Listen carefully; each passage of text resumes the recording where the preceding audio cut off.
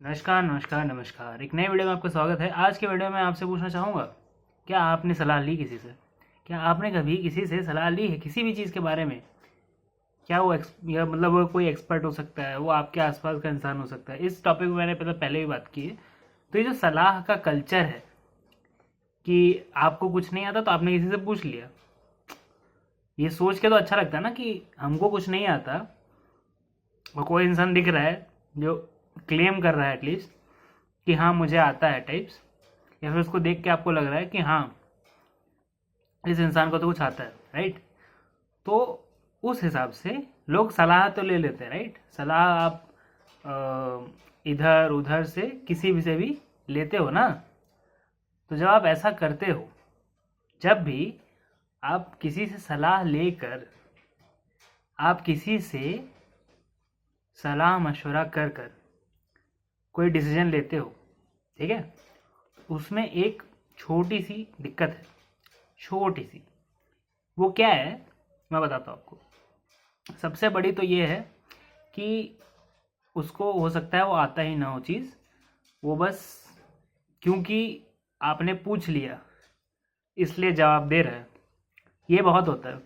और मैं को आपको बताने की ज़रूरत नहीं है कि आपने कितनी बार लोगों को ऐसे सलाहें दी हैं जो जिसमें आपका कोई एक्सपर्टीज़ नहीं है, वारंटेड नहीं है, पर फिर भी आपने दे दी, ठीक है? आपको भले उस चीज़ के बारे में कुछ ना पता हो, लेकिन क्योंकि आपको पूछा गया है तो आपने दे दी, ठीक है? तो ये तो बहुत ज़्यादा होता है। तो एक चीज़ है। दूसरी चीज़ है कि वो इंसान एक्चुअली कुछ और काम करता है। जैसे मान लो आपको घर खरीदना है, तो आप किसी के पास गए, उससे पूछा कि मुझे घर खरीदना है, मुझे कैसा घर लेना चाहिए, ठीक है? आपने किससे पूछा ये चीज़? एक इंसान है जो स्टॉक मार्केट में काम करता है, शेयर मार्केट में। उससे आपने पूछा कि घर लेना चाहिए, मतलब घर कैसा लेना चाहिए। तो वो तो आपको बोलेगा कि आप घर क्यों ले रहे हो, वो तो बोलेगा आपको आप घर क्यों ले रहे हो, घर में तो इतना मेहनत लगती है, उसको मेंटेन करने में इतने पैसे जाते हैं, सोसाइटी देखो मेंटेनेंस कितने पैसे खा जाती है, फिर इतने सालों तक तो पैसा ही रिकवर नहीं होता, फिर लोन लेना पड़ता है अगर आपके पास पैसा नहीं है तो, और अगर आपके पास पैसा है तो फिर इतने टाइम तक आपका पैसा फंस जाएगा, निकलेगा भी नहीं। और आप एक शहर में फंस के रह जाओगे, आप कहीं और जा नहीं पाओगे, ठीक है? और वो पैसा जो है वो इतना बढ़ता भी नहीं है, वो पैसा जो है इतना बढ़ता भी नहीं है, धीरे धीरे बढ़ता है घरों में तो पैसा, राइट? ऐसा ऐसा बोल के वो आपको बोलेगा कि आप एक काम करो, मेरा एक म्यूचुअल फंड है, ठीक है, उसमें आप इन्वेस्ट करो मेरे साथ, उसमें आपको इससे ज़्यादा प्रॉफिट मिलेगा और आप उसमें से पैसा कभी भी निकाल सकते हो। रियल एस्टेट आप बेचने जाओगे तो आप बेच भी नहीं पाओगे, ठीक है? उसमें पैसे आपके टिकेंगे नहीं, आप बेच भी नहीं पाओगे। उसमें आप मतलब पैसा निकालना मुश्किल हो जाएगा, जब आपको ज़रूरत पड़ेगी तो आपके पास पैसा ही नहीं रहेगा रियल एस्टेट का, है ना? ऐसा ऐसा लोग बोलते हैं। कौन बोलते हैं? जब आप शेयर मार्केट वाले के पास जाकर रियल एस्टेट की एडवाइस मांगोगे। उल्टा हो गया, मान लो आपने रियल एस्टेट के पास गए, रियल एस्टेट ब्रोकर है कोई, ठीक है, जो रियल एस्टेट ही बेचता है, उसका वही काम है। उससे आपने पूछा कि स्टॉक कौन सा चुनना चाहिए या फिर कौन से म्यूचुअल फंड चुनने चाहिए, कौन सी एसआईपी करनी चाहिए, ठीक है? तो वो आप गए, आपने पूछा उससे, वो बोलेगा अरे आप ये स्टॉक मार्केट के कहाँ चक्कर में फंस रहे हो, अभी आप खरीदोगे, फिर जब आप बेचोगे तो इतना लंबा उतना मोटा टैक्स लगेगा, आप परेशान हो जाओगे। आप घर में इन्वेस्ट करो, घर तो लेना ही है, हैं? घर तो एक ऐसी सदा की चीज़ होती है, घर एक बार आप ले लो, उसके बाद आपका कितना ज़्यादा ज़िंदगी में सेटल हो जाता है। आपको कौन से स्कूल जाना है उस घर के आसपास ही आप ले सकते हो, आपको कौन सी चीज़ें करनी है वो उस घर के आसपास ही कर सकते हो, और एक आपका सोशल स्टेटस बढ़ जाता है कि आपके पास घर है खुद का, ठीक है? सोसाइटी में इज्जत भी आपको ज़्यादा मिलती है कि एक रेंट वालों की एक इज़्ज़त होती है और एक जो होम ओनर है उसकी अलग इज़्ज़त होती है, ठीक है? फिर वो जो घर होता है वो एक्चुअली धीरे धीरे ज़रूर बढ़ता है, पर उसमें उसमें अभी तेज़ी का मार्केट चल रहा है, ठीक है? तो अभी तो बहुत तेज़ बढ़ेगा, पहली बात। दूसरी बात, उसमें अगर धीरे धीरे बढ़े तो भी एक बड़े बेस पे बढ़ेगा।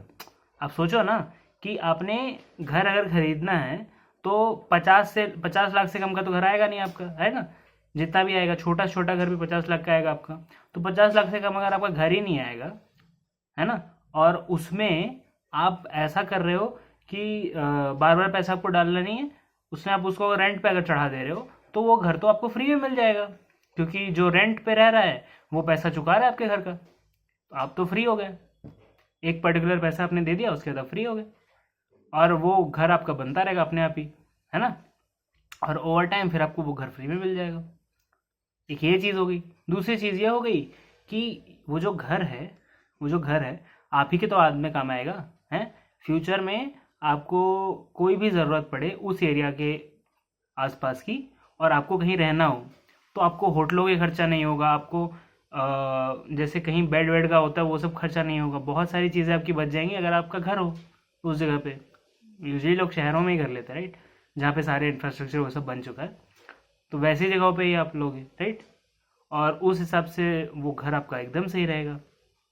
तो आप ये स्टॉक मार्केट के चक्कर में मत फंसो, क्योंकि इसमें एक बार क्रैश होता है ना तो पैसा सालों साल तक वापस नहीं आता। वो दिखा देगा आपको एक चार्ट कि सालों साल तक वापस नहीं आता, एकदम नीचे जाता है, फिर ऊपर आने में इतना टाइम लग जाता है कि उतने में तो आपकी ज़िंदगी बीत गई, और आपके पास ना घर हुआ ना वो पैसा ही आप निकाल पाए, क्योंकि आपका वो स्टॉक नीचे जाता रहा। तब क्यों बेचेंगे, जब यहाँ पे खरीदा था और यहाँ पे हो गया स्टॉक, तब क्यों बेचेंगे। अभी ये इतना ऊपर पहुँच जाए वापस, तब तो बेचने की सोचे। और सोचो इतना टाइम आपका वेस्ट हो गया, इतने टाइम में तो आप एक से ज़्यादा घर ले लेते, है ना, क्योंकि घर तो फिजिकल चीज़ है, उसमें आप रह सकते हो, उसको आप रेंट पे चढ़ा सकते हो। रेंट का आपको पता है कितना पैसा आता है, जब हर साल बढ़ता है रेंट, आपको पता है जो जो रेंट पे रहे हैं कि हर साल जब बढ़ता है रेंट, तो फिर वो घर का नहीं बढ़ता क्या। जब आपने लिया है और आपने रेंट पे चढ़ाया तो हर साल उसका भी तो रेंट बढ़ेगा, और जब उसका रेंट बढ़ेगा तो वो तो पैसा सारे आपकी जेब में आ रहा है। उसका अगर आप फिर कुछ म्यूचुअल फंड एसआईपी कर दो तो वो तो और रिटर्न दे देगा, और वो पैसा तो आपको फ्री में मिल रहा है। या तो आप उसको लोन चुकाने में यूज़ कर लो, या तो आप उसको कहीं चढ़ा दो, और वो कंपाउंड होके पैसा वो भी आ जाएगा। तो घर तो लेना चाहिए ही, है ना। एक अपना लेना चाहिए, एक रेंट पे देने के लिए लेना चाहिए, और फिर एक और अपने बच्चों के लिए लेना चाहिए। क्योंकि आज के मार्केट में जैसे घर मिल रहे हैं और जैसे जैसे महंगाई बढ़ रही है, ऐसा लग नहीं रहा है कि जैसे नौकरियों में जितने पैसे मिल रहे हैं आपके बच्चों को, वो अपनी ज़िंदगी में घर ले पाएंगे आगे चलकर। इतना प्रॉब्लम हो रखा है, तो घर तो लेना ही चाहिए, ऐसा वो बोल देगा आपको, ठीक है। तो तो बात ये है कि जब भी ऐसा होता है कि आप किसी से एडवाइस लेते हैं किसी चीज़ के बारे में, कुछ सुन के कुछ समझ के, तो एडवाइस दोनों की सही है, दोनों अपनी जगह पे सही है, दोनों अपनी चीज़ें बेच रहे हैं, ठीक है। पर आपके लिए स्पेसिफिकली बेस्ट क्या होगा, ये सब समझने के बाद ये आप ही डिसाइड कर सकते हो, करेक्ट। आपको ये भी ऑप्शन दिखा दिया, वो भी ऑप्शन दिखा दिया, आपको प्रॉब्लम से बताई क्या क्या होती है, और दोनों ने सही बोला है। स्टॉक वाले ने ये नहीं बताया कि स्टॉक में ये प्रॉब्लम आती है जो रियल एस्टेट वाले ने बताया, और रियल एस्टेट वाले ने वो प्रॉब्लम नहीं बताई जो घर वाली, जो कि स्टॉक वाले ने बताया। जैसे रेंट वाले कभी कभी हो सकता है घर पे कब्जा करके बैठ जाएं, तो फिर क्या करेगा, है ना। ऐसा हो जाता है, घर तुम्हारा ख़राब कर देंगे लोग, ऐसे वैसे, मतलब बहुत सारी चीज़ें होती है ना। जैसे सोसाइटी में कुछ हंगामा हो गया, कुछ वो पानी का दिक्कत हो गया, कुछ कहीं जैसे बिल्डर ने ज़मीन जो ली है वो हो सकता है अब केस में चली जाए, बहुत सारी चीज़ें हो सकती है ऐसे, है ना। ये तो आपको स्टॉक वाला बताएगा आपको डराने के लिए, और फिर आपको अपना वो म्यूचुअल फंड बेचेगा।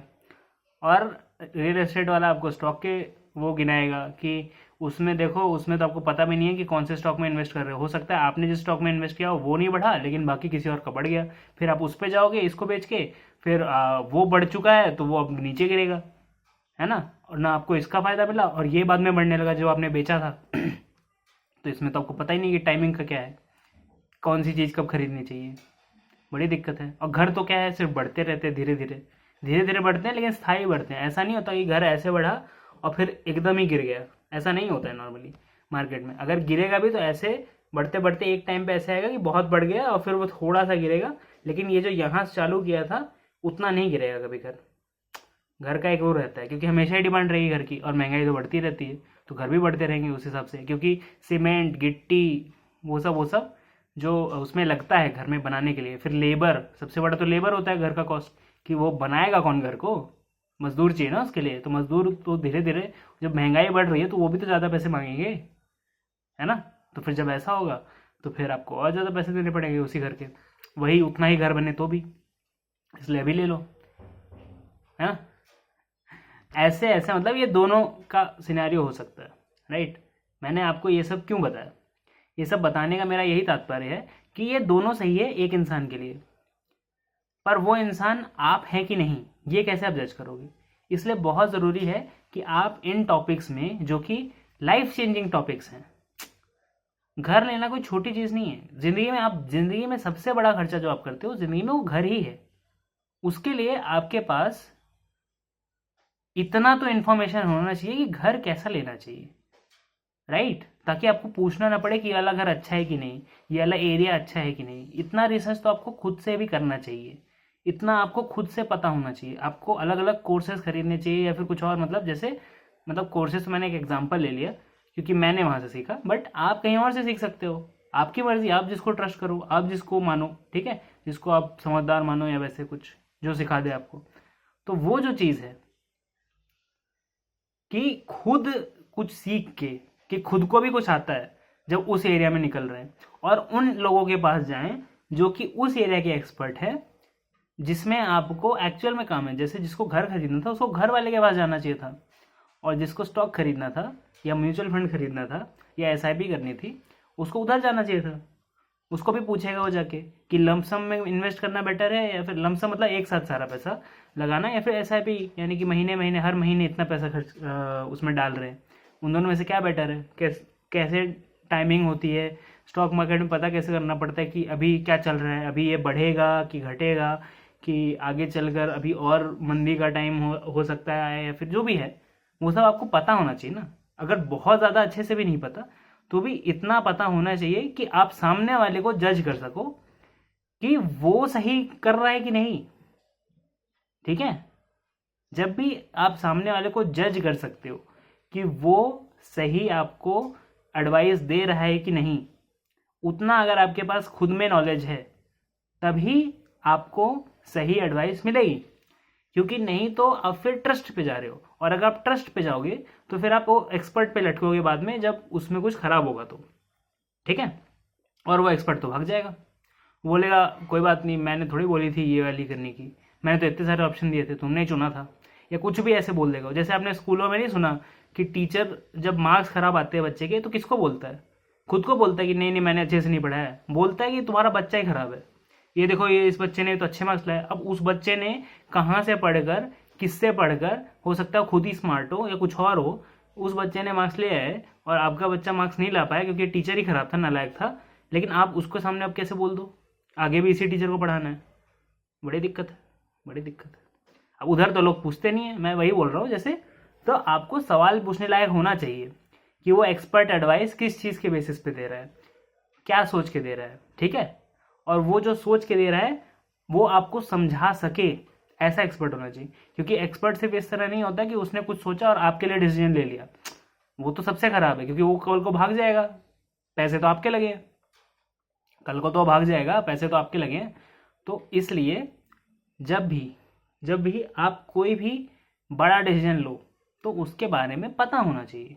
इतना तो पता होना चाहिए कि सामने वाले को आप कुछ सवाल पूछ सको कि किस बेसिस पे लिया भैया ये डिसीजन, क्या सोच के लिया ये डिसीजन, और आगे चल के वेरीफाई कर सको, है ना। क्योंकि ज़िंदगी आपकी है, पैसे आपके हैं, ठीक है, रात की नींद आपकी है।